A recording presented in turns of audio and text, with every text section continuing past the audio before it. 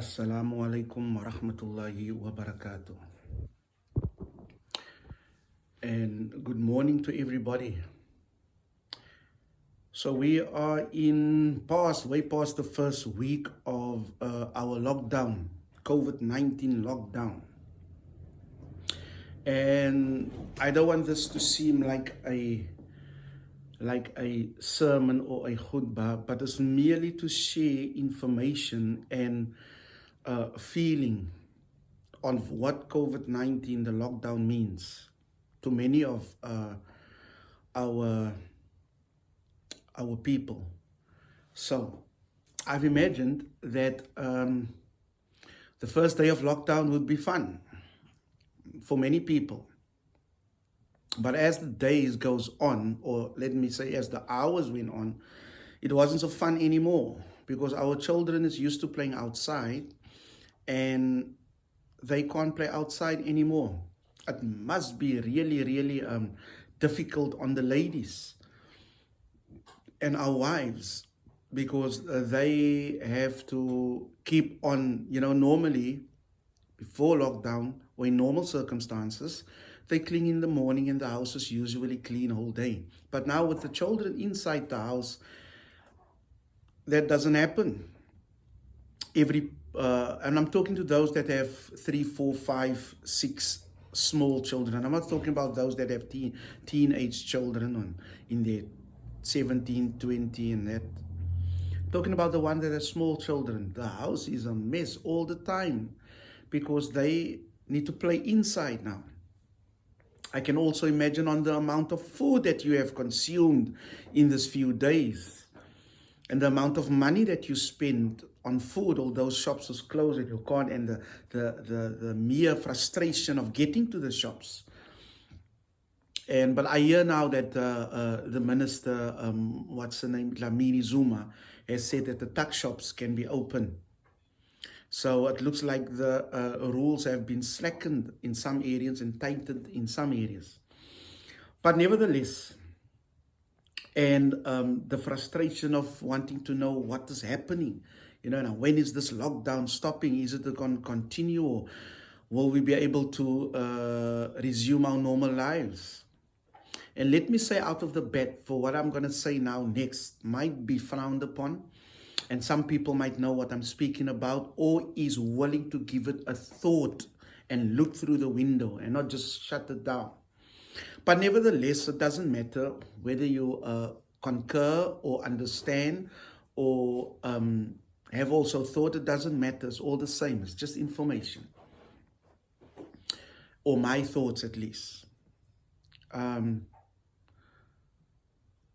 There's been talks around COVID-19 and weather and 5G cell phone frequencies or antenna frequencies. So my thing is this. Firstly, I want to say, stay at home, stay indoors, don't go out, be safe. But on the other hand, also, we have to explore the theories that is there. Is that the 5G cell phone frequencies might be or can be, or the evidence, or there is plausible concern that 5G might be responsible for the mutation or the irritation of a COVID-19 virus, and in other places we see that the COVID-19 might just be a big cover-up to install the 5G antennas while everybody is sleeping in the houses and everybody is locked down.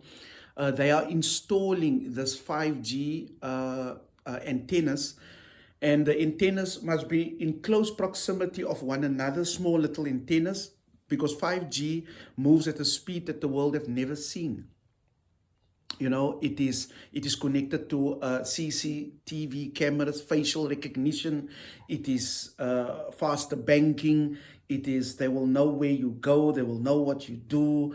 They will know about your transaction. All those type of things is talks around 5G. But what we know is that 5G is the fastest mobile communication frequency that for the next generation. And so now the rollout is happening, but there is a correlation, or the question is there a correlation between 5G and COVID-19 symptoms? And that there is a whole discussion.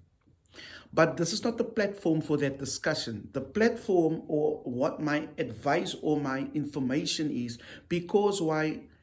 Before 5G and before the COVID-19, there's been done studies from 2007, since the iPhone came out, and before that, that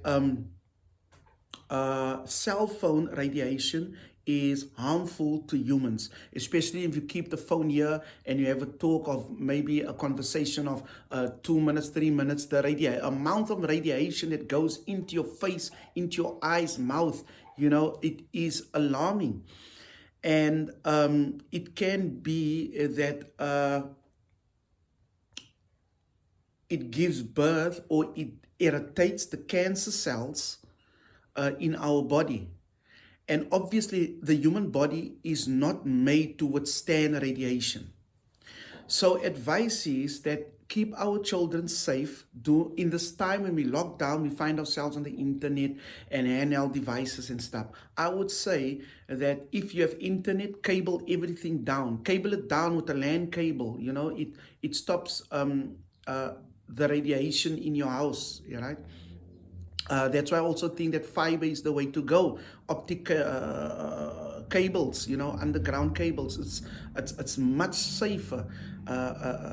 You will be free of exposing yourself to radiation. So if that is the next way that we should go to keep ourselves, then so be it. But keep our children safe, because they are most vulnerable to the radiation. Not that bigger people isn't, but away from the COVID-19, away from the 5G rollout and contract that's being signed by every mobile communication network out there will soon be running this thing. And the reason why people is getting sick, or I think it's only me, that during testing of this signals, it's very strong, and so people might show flu-like symptoms, and nausea, headaches, lack of concentration, change of mood, and this is all symptoms of radiation also. So keep the children safe. Don't let them sit for extended hours on handheld devices and away from their faces. If you talk, try to use an earphone instead of keeping the phone next to your face. Or you can just put it on speaker and try to speak through the speaker of your phone, so that you don't keep the phone in your hand near your face. And why I'm saying this has been proven before the COVID-19, as I said, and before 5G was ever available. Studies have shown that cell phone radiation is harmful to human beings. So my plea is, or my advice is that please be careful about where you keep your phones. At nighttime, try to put all devices on airplane mode or off. Try to put the Wi-Fi signal off, because we don't need the internet during the night, except if you are now MTN or Vodacom or whatever you are, meaning that you are running those companies. But if you are just the individual that's using a service, then put all devices off at night, so that you are not exposed to any type of radiation, whether it is 2G, 3G, 4G. So that is just off, because our bodies is not made to take that. So with that, another point that I will say is that technology and Dajjal, there's a correlation between Dajjal and technology. So we can do what we want to. We will never be able to stop the advancement of science and technology, because it has to happen. It has to advance for the Dajjal to come. And the Christian religion knows Dajjal as the Antichrist. So he will come with a advanced technology for the things that he will do. I don't know what will happen in my lifetime or in your lifetime. I don't know when it will happen, but we can see that technology is advancing at a rapid pace. So hou maar die kindertjies safe en moeilik hulle sit op die selfoon so lank naby die gesiggie because jy ry die huis in.